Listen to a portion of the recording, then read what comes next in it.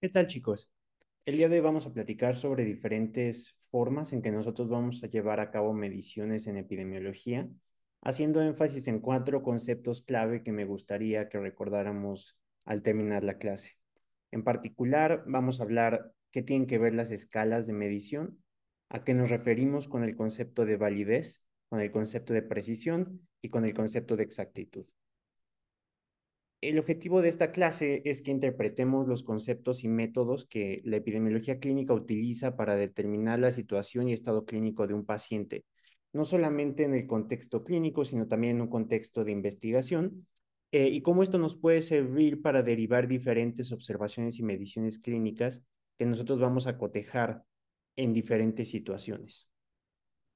Vamos a platicar un poquito de a qué nos referimos cuando decimos que estamos midiendo algo y el concepto general de una variable y cómo podemos nosotros entender la variable como tal, cómo vamos a clasificar nuestras variables y finalmente vamos a hacer algunas evaluaciones sobre validez, precisión y exactitud de una medición y a qué nos referimos con cada uno de estos elementos.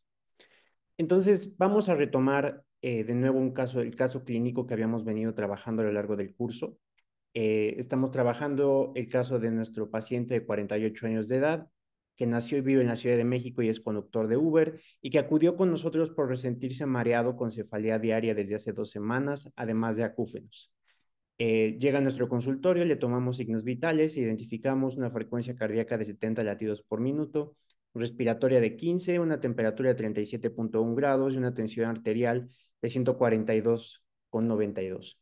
Ahora, basado en el padecimiento actual y en los signos clínicos que nosotros obtuvimos, podemos entonces dirigir una impresión diagnóstica de hipertensión arterial grado 1. Sin embargo, en el objetivo de esta clase no solamente vamos a ver eh, a qué nos referimos con el concepto de medición, sino tratar de entenderlo en el contexto de lo que hacemos en el día a día. Entonces, hay que preguntarnos por qué tomamos la presión arterial. Bueno, en este paciente en específico, el padecimiento actual nos orillaba desde el principio a pensar que muy probablemente tenía que ver algo con la presión arterial, porque entendemos el cuadro clínico de una hipertensión arterial descontrolada. Aquí ya no incluimos los antecedentes heredofamiliares, pero recordamos que era sedentario, que tenía hábito tabáquico frecuente y que además tenía antecedentes cardiovasculares, ¿no? Entonces, todo eso pudo haber motivado que nosotros en nuestra práctica clínica tomáramos la presión arterial de nuestro paciente. Pero no solo eso, sino que tomamos la presión arterial y pudimos emitir un juicio sobre este mismo, ¿no? Pudimos decir que esta cifra de presión arterial que nosotros obtuvimos era compatible con hipertensión. Entonces, en nuestra práctica clínica cotidiana, nosotros vamos a medir varias cosas y vamos a interpretar estas mediciones. Entonces, es importante que entendamos desde un punto de vista no solo conceptual, sino pragmático, por qué medimos lo que medimos, número uno, y número dos, qué hacemos con lo que medimos. Y para ello tenemos que entender toda la teoría detrás de cómo llevamos a cabo una medición clínica y cómo esta puede ser interpretable y medirse en diferentes contextos. ¿Sale? Vamos a formalizar un poquito esta idea hablando primero de qué es una variable. Vamos a definir variable como un atributo de cualquier evento, individuo o grupo que puede cambiar con el tiempo o en determinada situación y que debido a que este atributo puede modificarse en diferentes situaciones, puede tomar cualquier valor, ¿no? Por ejemplo, no es lo mismo que nosotros nos pesemos en la mañana que en la tarde que en la noche. Nuestro peso va a variar a lo largo del día. Por ende, podemos decir que el peso es una variable, ¿no? Otra forma de definir una variable es cualquier atributo medible que pueda presentar variabilidad, ¿no? Entonces, si nosotros vamos, por ejemplo, a medir nuestra talla, vamos a tener a lo mejor diferencias de talla a lo largo de nuestra edad, ¿no? Entonces, esta variabilidad la podemos cuantificar y podemos, por ejemplo, si nosotros fuéramos muy diligentes, ¿no? Medir nuestra talla desde el primer año de nuestra vida hasta el último y ver cómo fue modificándose nuestra talla durante toda nuestra vida, ¿no?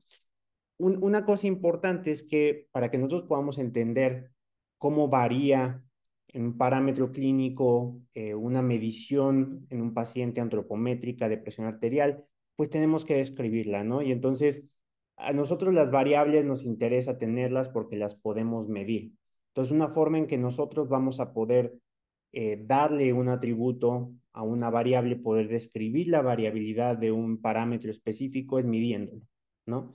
Entonces, es muy importante que entendamos qué estamos haciendo cuando medimos algo, ¿no? Básicamente, cuando nosotros medimos, le estamos dando una asignación numérica a alguna propiedad, ¿no? Y esto se da bajo ciertos criterios específicos, ¿no? Por ejemplo, si estamos pesando, estamos asignando una propiedad de peso a, a un cuerpo específico, por ejemplo, al cuerpo del paciente, un peso en kilogramos, ¿no? A la talla del paciente, una talla en centímetros, ¿no? Entonces, es un proceso de abstracción. Nosotros queremos describir una propiedad específica de algo, midiéndolo, ¿no? Tomamos la presión arterial porque la presión arterial nos da una indicación de qué tan bien está la perfusión de los órganos, de qué tan bien está la circulación sanguínea, de qué tan bien está funcionando el sistema cardiovascular, ¿no? O sea, no es la presión arterial en sí lo que queremos medir, sino es lo que la presión arterial representa dentro de la salud de nuestro paciente. Entonces, generalmente para que nosotros podamos darle una interpretabilidad a una medición, pues tiene que ser resultado de un proceso estandarizado, ¿no? Entonces, nosotros vamos a medir para describir y para comparar un parámetro, ¿no? Queremos describir, por ejemplo, la talla de nuestro paciente o queremos describir el peso de nuestro paciente. Y esto lo podemos hacer, por ejemplo, entre individuos. El peso de nuestro paciente, ¿cómo se compara con el peso general de la población? ¿Es mayor al esperado, menor al esperado o cómo lo podemos ver?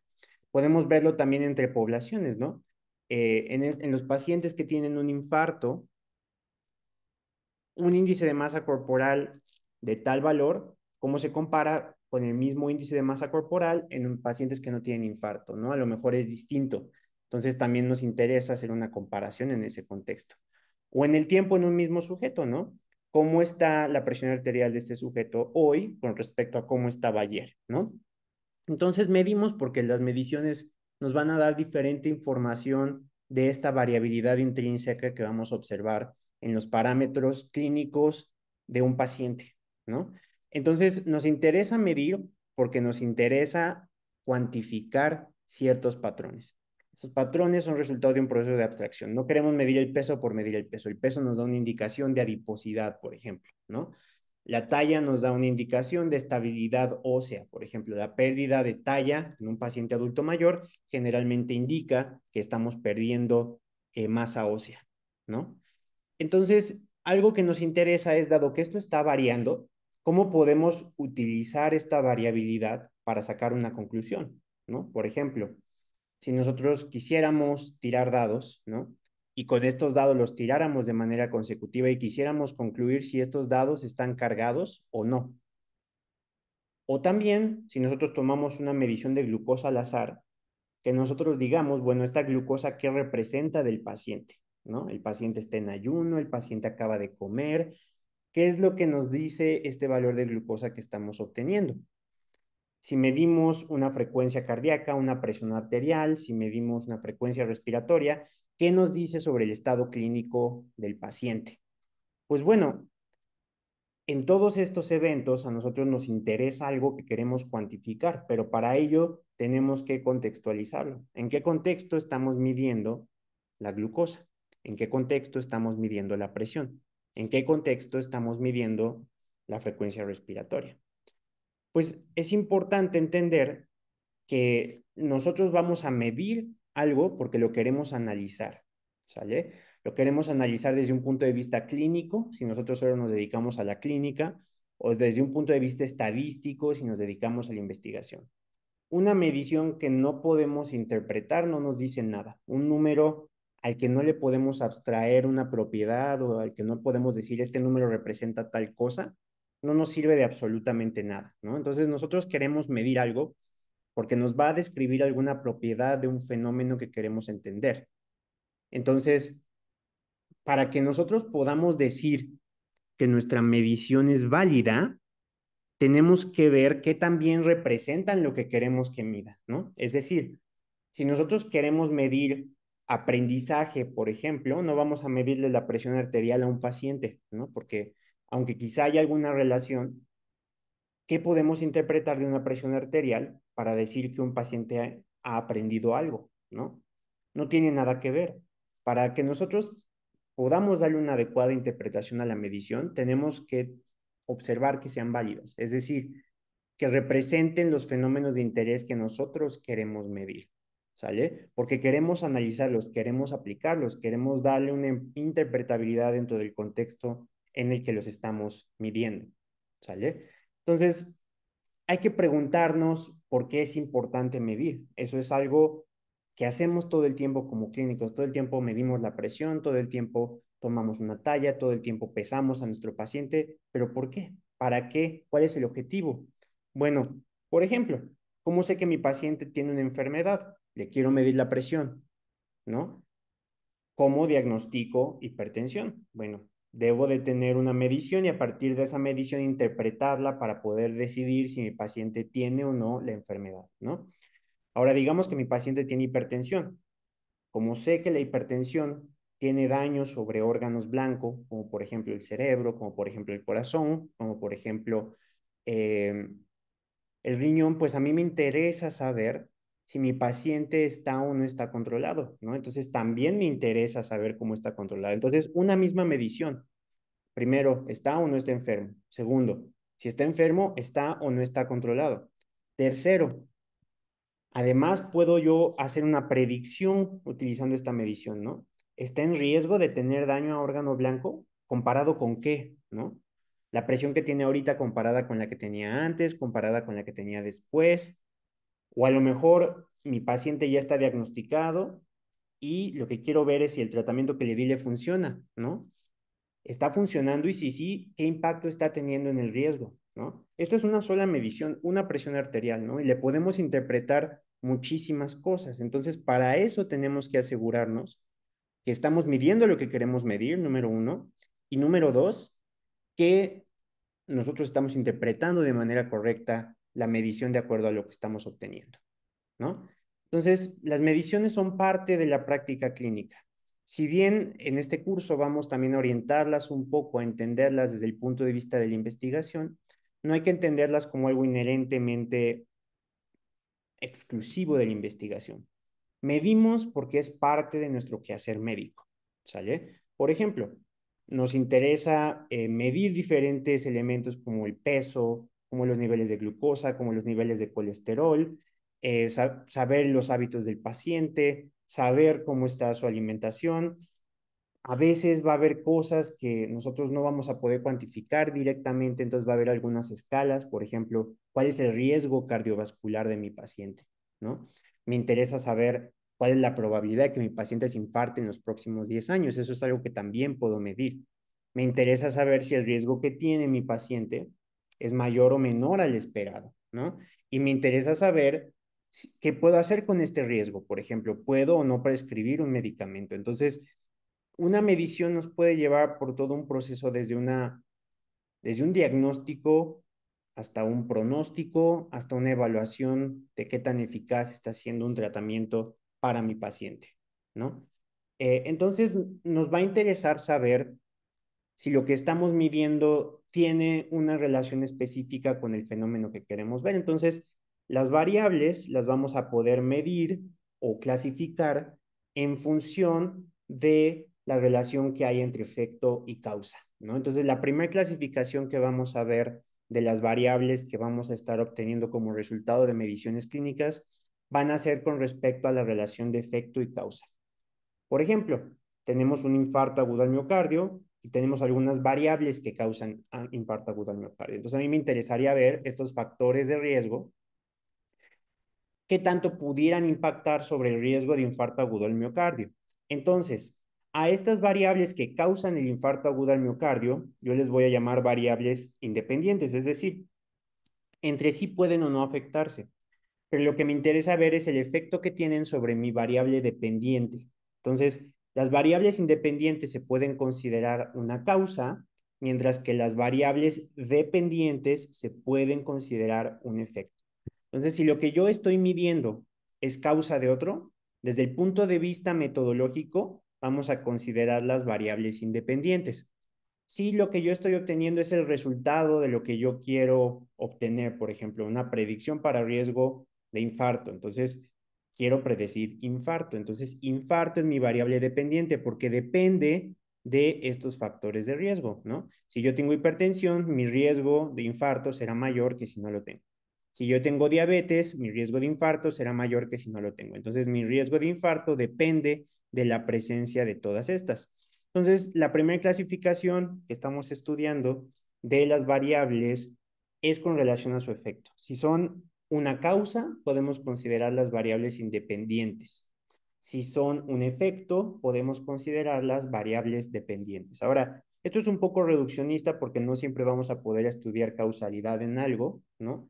Pero es una forma de entender la relación que existe entre las variables, ¿no? Ahora, hay diferentes formas en que yo voy a poder medir un mismo fenómeno, ¿no? Asumamos que yo quiero medir el colesterol de mi paciente en sangre. Entonces le tomo una muestra y el laboratorio me va a arrojar un valor de colesterol. Ahora, ¿qué voy a hacer yo con este valor? Tengo que darle una interpretación, ¿no?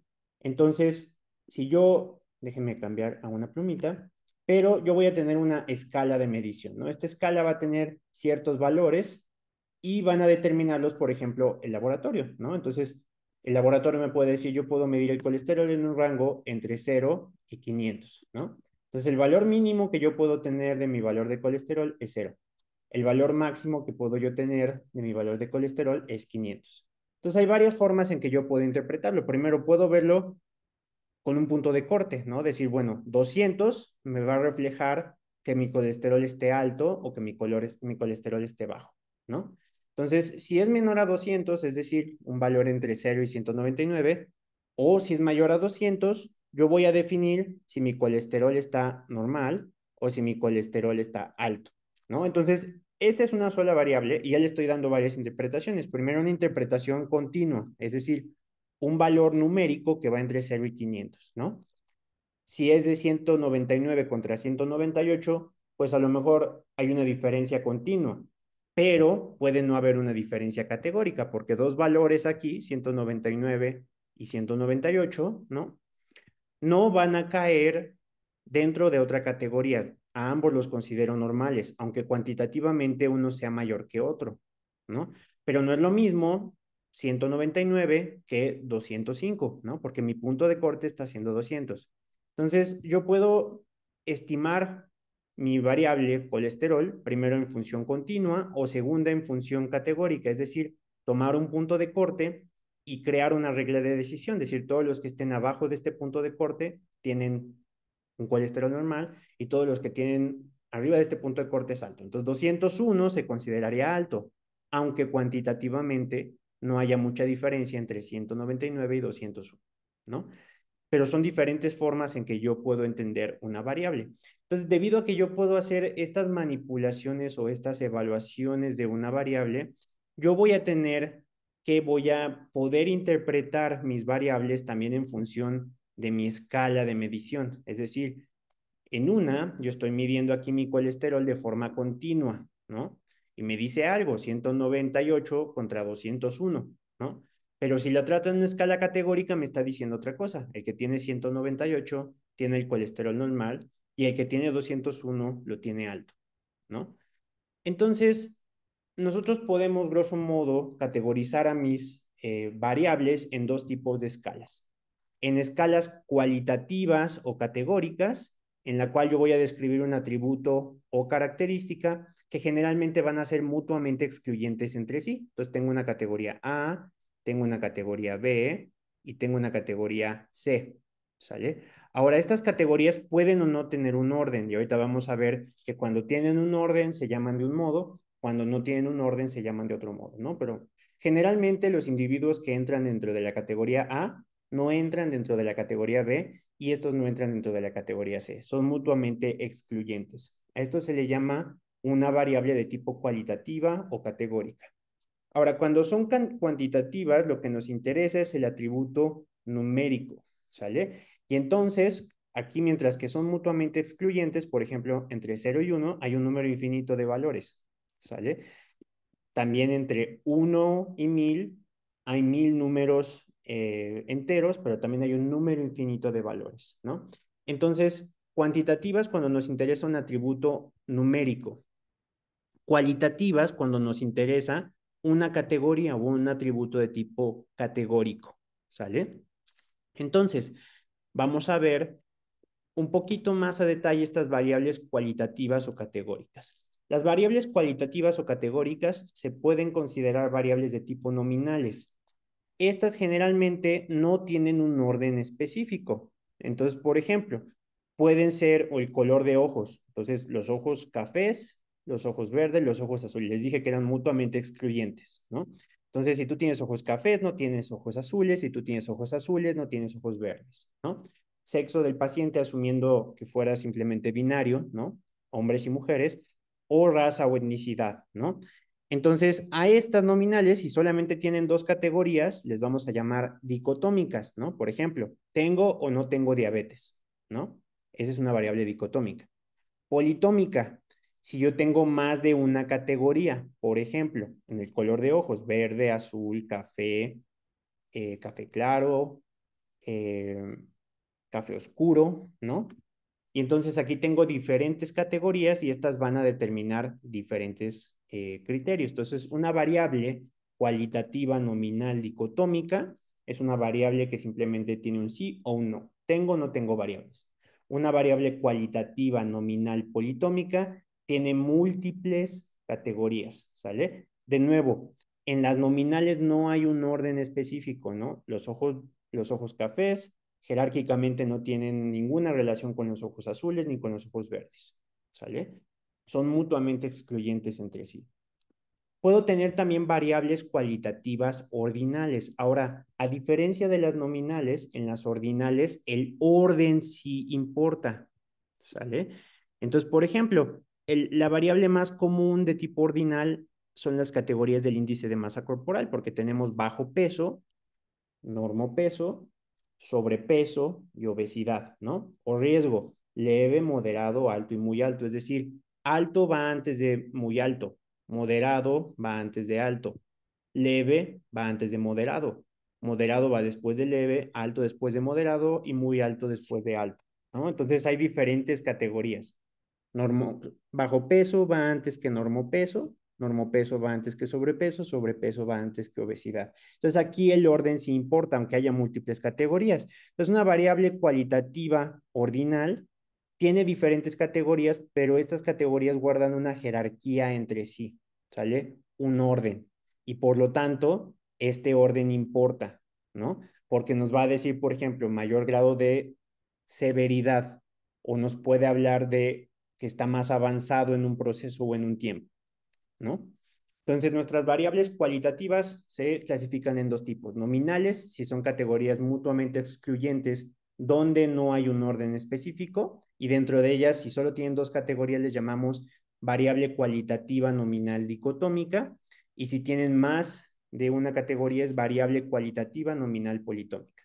Si el orden sí importa, variables cualitativas de tipo ordinal, ¿sale? Ahora, en las variables cuantitativas me interesan varias categorías. Por ejemplo, está la variable de tipo razón.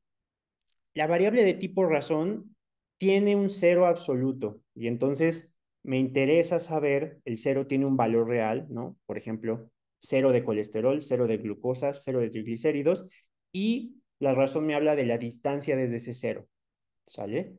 Mientras que hay otras donde hay intervalo. Entonces, aquí es un origen establecido a conveniencia, es decir, el cero es subjetivo. Por ejemplo, la fecha de nacimiento es el cero de la vida de una persona, ¿no? Pero no es un cero absoluto porque había otras personas vivas en ese momento, ¿no? No existe un cero de inteligencia, no existe un cero de ansiedad, no existe un cero de depresión, son gradientes y pueden partir de un basal, ¿no? Entonces, el cero en una variable de tipo intervalo no es interpretable, mientras que en uno de tipo razón sí lo es, ¿sale? Cero indica la ausencia de un atributo en una variable de razón, mientras que en la de intervalo es un cero relativo, ¿no? ¿Relativo a qué? ¿No? Puede haber menos, puede haber más, ¿no? Tu fecha de nacimiento es el origen de tu vida, pero no necesariamente el de otra persona, ¿no? Y también estas dos variables, la de razón y la de intervalo, se consideran variables cuantitativas continuas. ¿Por qué? Porque sí tienen valores intermedios, ¿no? Hay un valor de colesterol de 120 y uno de 121, pero entre 120 y 121 puede haber 120.1, 120.2, 120.3. Estas son continuas y a estas también se les llaman discretas. Entonces, dentro de las variables cuantitativas, estas dos razones de intervalos son continuas y están las discretas. En las discretas son valores enteros, es decir, no hay valores intermedios, ¿sale? Por ejemplo, puedo decir el número de hijos. Una persona tiene 1, 2, 3, 4, 5 hijos, no tiene 1.5 hijos, ¿sale? Me he hospitalizado 1, 2, 3, 4 veces, no 1.5 veces, ¿sale? Entonces, estos son solamente números enteros, no tiene valores intermedios, mientras que las variables de razón y de intervalo sí pueden tener valores intermedios. Entonces, mis variables cuantitativas se pueden dividir en tres diferentes tipos. Razón e intervalo, que son variables continuas, o las variables discretas. La diferencia entre razón e intervalo es que en las variables de razón el cero sí existe, equivale a la ausencia de un atributo, mientras que en las de intervalo el cero es relativo, ¿sale? Y en las variables cuantitativas discretas no tienen valores intermedios, ¿sale? Solamente se toman valores enteros. Entonces, vamos a ver un ejemplo aplicando todas estas, utilizando un mismo atributo. Entonces, el atributo es tabaquismo, ¿no? Entonces, vamos a ver cómo podemos medir tabaquismo. Vamos a medir tabaquismo primero de forma categórica. Decíamos que las categóricas se dividen en nominal y ordinal. Entonces, tabaquismo en una variable nominal dicotómica, pues sería alguien fumador o no fumador, ¿no? Entonces, variable categórica, nominal o cualitativa, nominal dicotómica, fuma o no fuma, ¿no? Variable cualitativa, nominal politómica, bueno, puedo decir, bueno, pero es que hay quien está fumando actualmente, hay quien fumaba antes, pero ahorita ya no, y eso es un exfumador y hay un no fumador. Entonces es politómica porque hay más de dos categorías. Entonces es una variable cualitativa, nominal, politómica. Ahora, puedo yo agarrar a los fumadores y describirlos con más detalle, ¿no? Y entonces convertirlo en una variable cualitativa ordinal. Puedo decir, bueno, alguien que fuma poquito, más o menos y mucho, ¿no? Entonces puedo decir un fumador leve, un fumador moderado o grave, dependiendo del número de cigarrillos que fume, ¿no?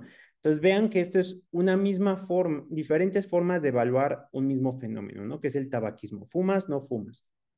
Cualitativa nominal dicotómica. ¿Fumas ahorita o ya, o fumas pero después dejaste de fumar o nunca fumaste, ¿no? Cualitativa nominal politómica. Dentro de los que fumas, ¿qué tanto fumas? ¿Fumas poquito, más o menos, mucho? Cualitativa ordinal. O me puedo ir a lo cuantitativo. ¿Cuántos cigarros fumas en un día? Entonces, variable cuantitativa discreta, porque no puedo tener 1.5 cigarros, ¿no? Bueno, sí, sí puedo, pero en general se preguntan números enteros de cigarros, ¿no? Entonces, cuantitativa discreta. ¿Cuántos cigarros fumas en un día? ¿No? No me interesa si fumas 1.5, fumas 1, 2, 3, 4, 5, 6, ¿no? Ahora, a lo mejor me interesa algo más cuantitativo, que me hable de un mayor gradiente, ¿no? Una mayor exposición. Bueno, puedo medir en sangre los valores o en saliva los valores de cotinina, ¿no? La cotinina es un biomarcador que me indica el grado de exposición al tabaco. Entonces, a lo mejor a mí me interesa cotejar esta información que me están diciendo, midiendo los niveles de cotinina. Entonces, estos serían valores continuos. Sería una variable de razón, ¿no? Porque la cotinina tiene un valor cero absoluto, ausencia de cotinina. Alguien que no fuma y nunca se expuso a humo de tabaco tendría cero de cotinina, ¿no? Entonces, cero es un valor absoluto que es real. Si no fuera un cero absoluto, sería una variable de tipo intervalo. Entonces, vean cómo puedo tomar un mismo atributo que me interesa medir, que en este caso es el tabaquismo, y lo puedo clasificar de diferentes formas. Esta clasificación es importante porque nos ayuda a entender qué es lo que estoy midiendo, ¿no? Si yo estoy diciendo que quiero medir la intensidad del tabaquismo, entonces me puede interesar dos tipos de medición. Una variable ordinal, donde vea leve, moderado, grave, o una variable cuantitativa discreta, donde mida el número de cigarros, ¿no? A lo mejor a mí sí me interesa el número de cigarros porque por alguna razón lo quiero medir. Entonces voy a cuantificar el número de cigarros, ¿no? Pero es muy importante entender que si yo no mido bien algo, no lo puedo evaluar. Y si yo no lo evalúo, no lo voy a poder intervenir, ¿no? Entonces, es bien importante que nosotros entendamos cómo voy a medir algo, ¿no? A veces mido algo y lo puedo medir directamente, ¿no? Cuando yo quiero medir algo y lo puedo medir directamente, a esto le voy a llamar un indicador, ¿sale? Entonces, por ejemplo, quiero saber si mi paciente tiene fiebre, le voy a medir la temperatura. Quiero saber si mi paciente tiene taquicardia, le voy a medir la frecuencia cardíaca, ¿no? Un indicador es la forma más directa de medir, pero a veces lo que me interesa no es la medición en sí, sino cómo diferentes mediciones me pueden dar una idea más general de un fenómeno que no puedo medir directamente. Entonces me interesa un proxy, ¿no? Un proxy es cuando yo tengo variables individuales y las quiero combinar en medidas multidimensionales. Por ejemplo, mido la talla y el peso, pero me interesa lo que representan ambas. Entonces, mido el índice de masa corporal, que es un proxy de la cantidad de tejido adiposo que tengo en el cuerpo, ¿no? Entonces estoy tomando dos mediciones independientes que son talla y peso y las estoy combinando en un proxy, ¿sale? Que me está tratando de cuantificar algo de manera más global, combinando diferentes mediciones, ¿no? O a lo mejor quiero medir el riesgo cardiovascular y para ello mido la edad, el sexo, el colesterol, si fuma o no fuma. Y entonces, todas estas van a ser un proxy de qué tanto riesgo tienes tú de infartarte en los siguientes 10 años. Entonces, un indicador es algo más directo, ¿sale? Mientras que un proxy es algo indirecto. Estoy midiendo diferentes atributos que combinados me dan una mejor idea. Ahora, existe algo que es un poquito una combinación de estas dos, que es un proxy indicador. Un proxy indicador generalmente es cuando no puedo medir algo, ¿no? Entonces, por ejemplo, hay cosas que sé que existen porque el concepto existe, lo entiendo, pero es bien difícil de medir. Por ejemplo, ¿cómo mido el nivel socioeconómico de alguien? Bueno, podría decir cuánto ganas, ¿no? Entonces, ¿cuánto ganas? Es cuánto ganas, ¿no? Si yo lo trato como un indicador, simplemente va a ser, si yo mido cuánto ganas, eso es cuánto ganas, ¿no?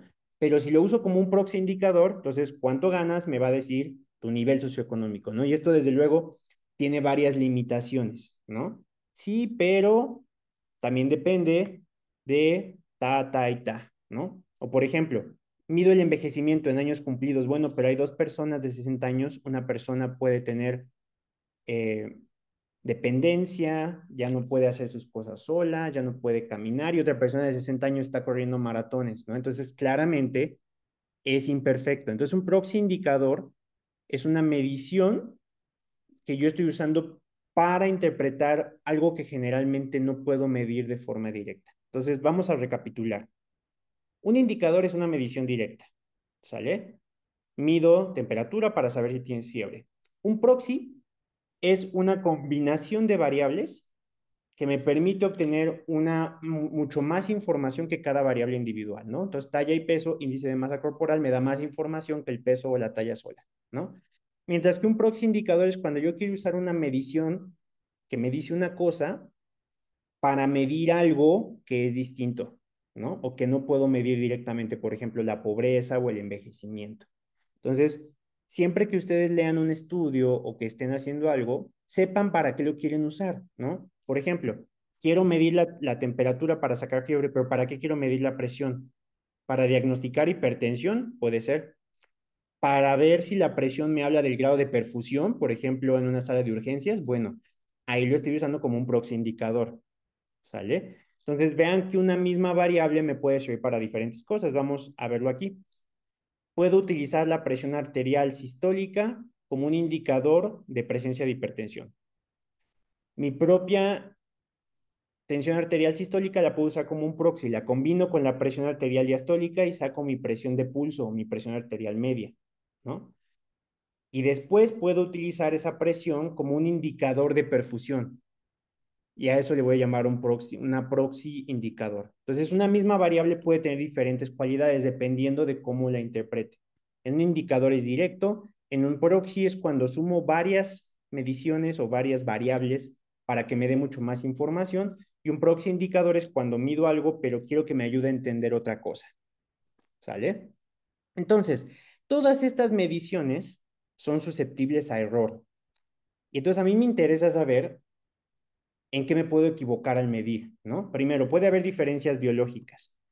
Una medición de 120, 80 puede ser muy distinta en un individuo que en otro, ¿no? Por ejemplo, si alguien siempre había tenido 90-60, 120-80, es alto, ¿no? Condiciones de la medición, no es lo mismo que yo te tome la presión arterial después de que acabas de subir corriendo al salón de clase, a que si yo te senté durante 5 minutos, esperé a que te relajaras y después te medí la presión, ¿no? Instrumento de medición, no es lo mismo que yo use un esfigmomanómetro manual, ¿no? Escuche los ruidos de Korotkov y cuantifique tu presión, a que utilice un medidor de presión electrónico, ¿no? Cada uno va a tener diferentes ventajas y desventajas y entonces me puede dar diferentes mediciones, ¿no? Otra es la técnica, ¿no? ¿Qué tal si yo no sigo la norma oficial mexicana de cómo se debe tomar la presión arterial y simplemente te la tomo, pero no te dejé descansar 5 minutos, habías tomado café antes de la medición, llegaste corriendo porque ya estabas tarde para tu consulta, todo eso puede influir, ¿no? Y finalmente el observador no es lo mismo que te mida la presión alguien que ha medido cientos de miles de presiones, ¿no? Alguien que es la primera vez que lo mide. Todo eso puede determinar que una medición de presión no sea igualmente interpretable, ¿no? Entonces, vamos a ver que las fuentes de variación pueden hacer, por ejemplo, que una medición sea más válida que otra, ¿no? Entonces, es bien importante considerar esto. Lo que no se define no se puede medir y lo que no se mide no se puede mejorar. ¿Sale? Entonces es bien importante tener claridad que lo que yo estoy midiendo de verdad está reflejando lo que yo quiero medir, porque ya vimos que yo puedo interpretar la medición de diferentes formas, ¿no? Puedo categorizarla en una variable cuantitativa o continua, puedo hablar de efecto causa, hablar de variable dependiente e independiente, puedo hablar de que sea un indicador, un proxy o un proxy indicador, pero qué tan confiable es mi medición, eso es algo que tengo que tener muy claro, ¿no? Y para ello quiero introducirles al concepto de validez. Y la validez es en realidad algo muy sencillo de entender, pero a veces es un poco difícil de conceptualizar. Una medición es válida conforme el resultado de una medición se aproxime a la realidad, ¿sale? Entonces algo es válido si se aproxima a lo real, ¿no? Desde el punto de vista metodológico, quiere decir que yo no me estoy equivocando mucho, o si me estoy equivocando, al menos está siendo de una forma consistente, y ahorita vamos a ver a qué me refiero. Es decir, me estoy aproximando a una medición verdadera. El ejemplo más claro sería, estoy haciendo un tiro al blanco y casi todas mis flechas dan cerquita del blanco, ¿no? Por lo tanto, mis mediciones se están acercando a lo que yo quiero y entonces sí estoy midiendo lo que quiero medir. Si yo, por ejemplo, mido la presión arterial en mi paciente y se la medí cuando llegó corriendo después de subir escaleras, pues a lo mejor no me refleja la presión arterial que normalmente tiene, es la presión arterial después del ejercicio. Y la interpretación que yo le voy a dar va a ser sumamente distinta, ¿no? Entonces, tengo yo que entender que hay diferentes formas de validar. Existe la validez interna y existe la validez externa. Por ejemplo, validez interna. Yo estoy haciendo múltiples mediciones en un mismo grupo y me interesa saber que todas las mediciones que estoy haciendo en este grupo son similares, ¿no? Por ejemplo, si yo voy a pesarme, yo para darme seguimiento a mi peso, pues voy a usar la misma báscula, ¿no? Porque entonces mis mediciones van a tener validez interna, me van a servir a mí para poder saber si estoy teniendo consistencia dentro de mi medición. Pero ¿qué pasa si yo quiero utilizar una medición para sacar una conclusión que se generalice a otros grupos, ¿no? Entonces, ahí yo lo que busco es validez externa. Entonces, en los conceptos de investigación, por ejemplo, la validez interna se refiere a que lo que yo estoy midiendo dentro de mi estudio, pues es válido, ¿no? Es decir, dentro del contexto de mi estudio me está sirviendo. Pero la validez externa quiere decir lo que yo estoy concluyendo en mi estudio después de haberlo medido, pues va a ser válido para cualquier escenario. Entonces, imagínense que yo me estoy pesando con una báscula que no está calibrada, ¿no? Pero me estoy pesando siempre igual. Entonces, voy a poder saber si subí o bajé de peso, aunque a lo mejor yo no sepa si mi peso es real. Pero después, quiero yo decir que esto que estoy viendo se generaliza a la vida real, ¿no? Si mi instrumento estaba sesgado, aunque tenga validez interna, no tiene validez externa, ¿no? Porque mi instrumento no estaba calibrado. Entonces, no es lo mismo que algo funcione dentro de un estudio a que funcione fuera. Y vamos a ver que cuando esto lo vemos en el contexto de estudios de investigación, pues a veces, por ejemplo, un tratamiento funciona muy bien en un grupo muy específico, ¿no? Y se ve fantástico, pero a veces los pacientes se escogen mucho en esos grupos. Y después, si yo quiero sacar esta conclusión hacia afuera, pues bueno, aquí fue válido, pero a lo mejor no tiene validez externa, ¿no? Y eso se ha visto en muchísimas cosas. A veces se trata de controlar tanto un fenómeno para medirlo en investigación que cuando lo quiero llevar a la vida real, pues no funciona, ¿sale? Ahora, puedo yo evaluar la validez también en otros contextos, ¿no? Por ejemplo, una medición va a tener validez de contenido conforme lo que yo estoy midiendo representa de forma adecuada todo el contenido de lo que yo quiero medir. Por ejemplo, quiero hacer una prueba de coeficiente intelectual. Me interesa saber que esté capturando todos los dominios de inteligencia, ¿no? No solamente matemáticas o no solamente lo verbal. Entonces, validez de contenido es que estoy midiendo adecuadamente todo lo que yo quiero estudiar, ¿sale? Validez de criterio es que lo que yo estoy midiendo correlaciona bien con otras medidas ya validadas, por ejemplo, mi examen mide inteligencia, digo yo, ¿no? Bueno, ¿qué también mide inteligencia con respecto a otras pruebas que ya sabemos que sí miden inteligencia, ¿no? Y si yo estoy diciendo que estoy midiendo inteligencia, pues que también me va a ayudar a predecir que le va a ir a alguien bien en su vida porque tiene inteligencia, ¿no? Entonces, la validez de criterio me dice que lo que estoy midiendo es consistente con otro que ya había obtenido, ¿sale? Y la validez de constructo me dice que lo que yo estoy midiendo corresponde con lo que yo quiero medir. Vamos a entrar un poco más detalle de cada uno. ¿A qué me refiero con validez de contenido? Validez de contenido es lo que estoy midiendo que también representa todos los aspectos del objeto que quiero estudiar. Por ejemplo, una prueba de aritmética no tendrá validez de contenido si explora suma y división y excluye problemas de resta y multiplicación, porque entonces yo no digo que alguien es bueno en aritmética si solamente suma y divide, pero no multiplica y resta, ¿no? O en medicina, por ejemplo, yo quiero medir cognición con una prueba de mini mental, ¿no? Que también captura todos mis dominios cognitivos, ¿no? Mi escala de coma de Glasgow que me habla del estado de conciencia o del estado global de conciencia, que también evalúa las diferentes componentes del estado de alerta, ¿sale? Entonces, validez de contenido me habla de que estoy midiendo todo lo que quiero medir de un fenómeno, ¿sale? Validez de criterio me dice que también lo que mido correlaciona esta medición con algunas aceptadas, ¿no? Entonces, la medición aceptada o en teoría la real es el estándar de oro, ¿sale? Y con esta me refiero yo a lo que en realidad quiero medir, ¿vale?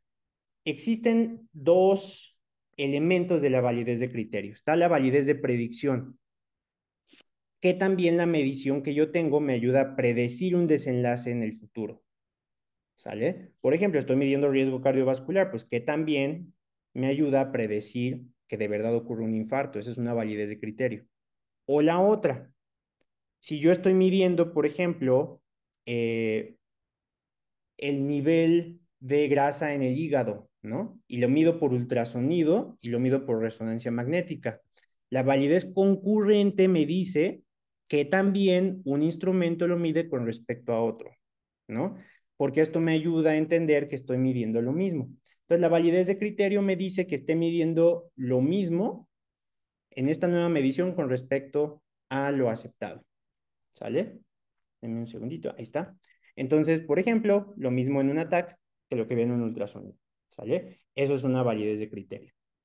La validez de constructo generalmente valida los fundamentos teóricos de lo que yo quiero medir. Entonces, por ejemplo, quiero medir algún elemento que no se puede medir de forma precisa. Por ejemplo, ¿cómo medimos algo que sabemos que existe, pero que sabemos que no es directamente medible? Entonces, decimos que tiene validez de constructo porque lo que estamos midiendo es válido con respecto o captura componentes de lo que queremos medir, ¿no? Por ejemplo, si queremos medir envejecimiento, pues tenemos que medir tiempo, porque el principal determinante del envejecimiento es el tiempo, ¿no? Entonces la edad tiene que estar incluida ahí.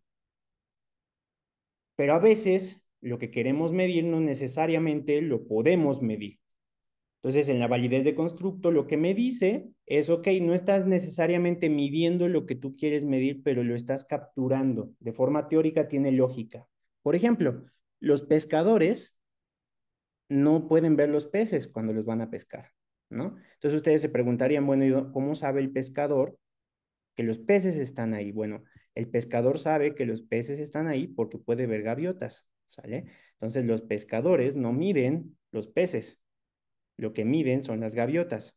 Y donde ven gaviotas, hay peces, ¿sale? Lo mismo, si yo quiero medir pobreza, por ejemplo, si yo quiero medir envejecimiento, si yo quiero medir nivel socioeconómico, me interesa, por ejemplo, en mi validez de constructo, que el ingreso represente de manera confiable el nivel socioeconómico o que la edad del paciente represente adecuadamente el envejecimiento. Entonces, la validez de constructo puede ser parcial o completa, ¿no? A lo mejor puedo capturar de buena medida, puedo decir las gaviotas están ahí porque quieren pescar, a lo mejor están ahí volando al azar, yo voy, llego y no hay peces, ¿no? Entonces, que algo tenga validez de constructo no quiere decir que yo vaya a medir exactamente lo que yo quiera, ¿sale? Puede tener validez de constructo desde el punto de vista teórico y en la práctica a veces no funcionar de forma perfecta, ¿sale? Ahora, ¿qué requisitos necesito yo para decir que una medición sea válida? ¿Sale? Tengo tres: idoneidad, exactitud y precisión. ¿A qué me refiero con idoneidad? Idoneidad es que la medición es adecuada para lo que quiero evaluar. Es decir, lo que estoy midiendo coincide con lo que yo quiero medir. Estoy midiendo talla, me está dando el resultado de mi medición una talla, ¿sale? Por ejemplo, no puedo medir el nivel de creatinina con un glucómetro, eso no es idóneo, ¿no? Entonces, para que una medición sea válida, requiero que sea idónea, es decir, tengo que estar midiendo lo que quiero medir. Ahora, ¿qué tal si quiero que sea precisa? ¿A qué me refiero con la precisión? La precisión es la consistencia de las mediciones, es decir, si yo me peso ahorita y me vuelvo a pesar otra vez y me peso otra vez, ¿qué tan consistentes son mis mediciones? Es decir, qué tan reproducible. Si yo agarro ese instrumento y vuelvo a medir lo mismo, que me dé un valor similar, ¿no? Entonces, por ejemplo, si ya escogí mi glucómetro para medir glucosa, es decir, es idóneo, pues ahora tengo que ver que sea preciso. Si ahorita me dio 100 y lo vuelvo a medir en un minuto y nada cambió y me da 200, pues claramente no está siendo preciso mi instrumento, no está siendo reproducible, sale a pesar de que sea idóneo.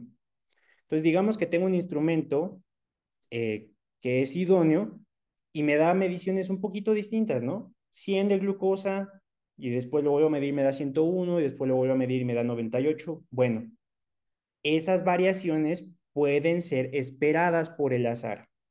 Cuando se empiezan a dar variaciones y que no son muy significativas y caen dentro de un mismo rango, yo le voy a llamar error aleatorio y ahorita vamos a formalizar esto. Entonces, que algo varíe un poquito no significa que no sea válido, porque esperamos que haya cierta variación por azar, ¿sale? Entonces, si algo es idóneo y es preciso, pues finalmente me interesa saber si es exacto, ¿sale? Entonces, ¿a qué me refiero con exactitud? ¿Qué tan cercano es lo que estoy midiendo con respecto al valor real? ¿Sale? Un valor completamente exacto es un estándar de oro, ¿no? Entonces, el valor real lo mido con un estándar de oro. Pero una medición exacta se aproxima a la medición real, aunque no sea completamente igual. Entonces, vamos a recapitular. Decimos que una medición es válida cuando es idónea. Idóneo es que estoy midiendo lo que quiero medir, ¿sale? Preciso significa que lo que estoy midiendo es consistente, es decir, los valores son bastante similares con la misma estrategia de medición. Y exacto es que lo que estoy midiendo se acerca al valor real de lo que quiero medir, ¿sale? Entonces, ¿cómo puedo yo evaluar que estoy siendo preciso? Recuerden que precisión se refiere a que me están dando valores consistentes. Entonces, por ejemplo, si yo quiero ver qué tan bueno es un mismo observador, le voy a poner a tomar la misma presión a esa persona en el mismo sujeto en las mismas condiciones. Y quiero ver que siempre le dé la misma medición o al menos similar, que la única variación sea el azar, ¿no? Entonces, a eso yo le llamo reproducibilidad intraobservador. Es decir, las mediciones están siendo reproducibles dentro de un mismo observador. ¿Qué tal si yo quiero ver, no, a ver, mide la presión, luego traigo a otro alumno y que se la mida a otro, luego traigo a otro alumno y que se la mida a otro? Ahí quiero ver reproducibilidad interobservador, ¿sale? Estoy viendo que si varios miden, me da más o menos lo mismo. Y también puedo tener reproducibilidad utilizando diferentes instrumentos, ¿no? ¿Sabes qué? Se la tomo con esfigmomanómetro y después se la tomo eh, con un medidor de presión arterial electrónico, ¿no? Todo eso me va a servir para saber si estoy siendo preciso, ¿no? Esto no lo tengo que hacer en la práctica clínica normal, pero desde el punto de vista teórico, en teoría, debería yo de tomar todo esto para saber que una medición es precisa, ¿vale? Entonces, como yo no puedo andar haciendo esto todo el tiempo en mi práctica clínica, los instrumentos ya traen algunos valores que me ayudan a interpretar qué tan precisos son. Por ejemplo, está el coeficiente de variación que me dice qué tanto puedo esperar que una variación mida con respecto a otra, ¿no? O, por ejemplo, si yo estoy usando algo que es operador dependiente, como un ultrasonido, existe algo que se llama porcentaje de acuerdo o capa, que eso está reportado en los estudios. Entonces puedo saber, el ultrasonido para medir grasa hepática tiene un porcentaje de acuerdo capa de tanto por ciento, ¿no? Y entonces yo leo la ficha técnica de un instrumento de medición y puedo saber qué tan confiable es una medición en estos contextos, ¿sale? Entonces, vamos a combinar precisión y exactitud. Idoneidad no es tan necesario visualizarlo porque, como decía, no puedo medir creatinina con un glucómetro, ¿no? Si lo que estoy midiendo no lo estoy midiendo con el instrumento adecuado, pues no es idónea mi medición y no es válido, ¿no? Pero estos dos, precisión y exactitud, se pueden combinar de diferentes formas. Entonces, recordemos que precisión es qué tan consistentes son mis mediciones y exactitud es qué tanto se acercan al valor real. Entonces, vamos a ver qué pasa en el peor caso, ¿no? Donde no es preciso, es decir, las mediciones no son consistentes y no es exacto. El valor real sería este, ¿no?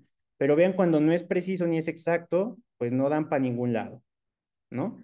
Ahora vamos a hablar de baja precisión y alta exactitud. Baja precisión es que no son consistentes, es decir, una medio acá, otra medio acá, otra medio acá, otra medio acá y otra medio acá. Nada precisos, pero todos caen de cierta forma cercanos a el valor real, ¿no? Entonces, puedo decir que son exactas, pero no que son precisas, ¿no? Vamos a hablar del mejor caso, donde las variables son precisas y exactas. Entonces, son precisas porque todas están cayendo cerca de un mismo valor y son exactas porque todas están cayendo con respecto al valor real, ¿sale? Y vamos a hablar del peor caso, donde o de un caso muy malo, ¿no? Todas son precisas, es decir, mis mediciones están cayendo muy consistentes, pero ninguna está cerca del valor real, ¿no? Todas están lejitos. Entonces, altamente precisas, pero baja exactitud. El ejemplo de este sería una báscula que no está calibrada, ¿no? Todas sus mediciones van a caer alrededor de un mismo valor, pero no va a ser el valor real del peso, ¿no? Entonces, ¿cuál es mejor, cuál es peor? Pues bueno, el mejor escenario es este, ¿no? Donde tenemos mediciones con alta precisión y alta exactitud. Ahora, si nosotros tenemos baja precisión, eso no necesariamente es un problema, porque puede deberse al azar, ¿sale? Entonces, yo puedo definir el error aleatorio como que es lo que yo obtengo cuando mido de forma repetida una misma variable. Entonces, mido de forma repetible una variable y voy a tener diferentes valores, ¿no? Pero todos caen en torno a mi valor real. A esto le llamo error aleatorio. Entonces, puedo yo subestimar o sobreestimar el resultado de la medición, pero en general todos van a tender cerca de un valor real.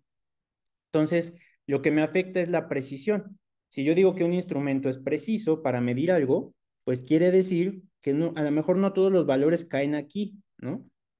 Pero todos van a caer en torno a un valor real y van a ser consistentes, ¿sale? Se van a equivocar de la misma forma. De tal suerte que si yo tomo, por ejemplo, 3 y los promedio, pues el promedio se debe de acercar al valor real, ¿no? Porque uno me va a salir más alto, otro me va a salir más bajo, otro me va a salir en medio. Entonces, el error aleatorio es un error de medición al azar, ¿sale? Inherente a un instrumento que yo no puedo controlar. El error aleatorio no lo puedo controlar, ¿sale? Ahora, puedo yo tener un error aleatorio debido a un mismo observador. Se puede equivocar de diferentes formas, ¿no? Por ejemplo, qué tan bueno es para escuchar un soplo, cómo hago un interrogatorio, todo eso puede influir en cómo me equivoco, ¿no?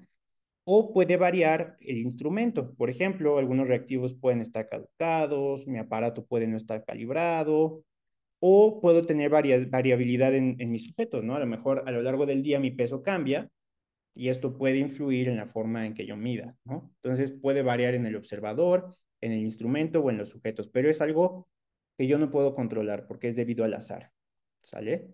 Ahora, ¿qué pasa con el error sistemático? Este se llama error sistemático o sesgo. ¿Por qué? Porque genera diferencias consistentes. Vean que aquí tengo un instrumento que es preciso, pero cae lejos del valor real. Entonces, este es un problema porque va a resultar en una conclusión errónea, por eso se llama sesgo. Sesga la investigación de una forma incorrecta. Entonces, un error sistemático es indeseable porque va a resultar en mediciones que divergen del valor real. O van a ser siempre más altas o van a ser siempre más bajas.